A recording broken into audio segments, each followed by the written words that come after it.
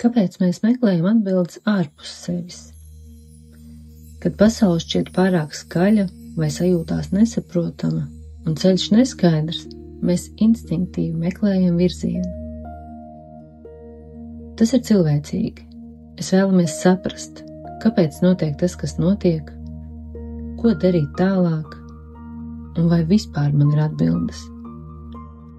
Ārpus sevis mēs nereti meklējam skaidrību, zīmes, simbolus, norādes, un bieži tieši simboli kļūst par tiltu uz mūsu iekšējo gudrību.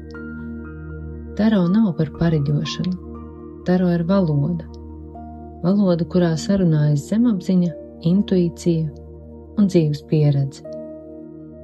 Kāršu simboli palīdz mums saklausīt sevi, jo atbildes nav ārpusē, tās ir tevī. Taro vienkārši palīdz tās ieraudzīt.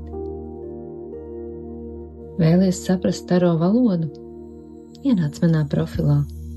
Bio sadaļā atradīs YouTube sarunu, kur iepazīstināšu tevi ar taro pasauli, un iespējams tas var kļūt par tavu pirmo soli uz dziļāku kontaktu ar sevi.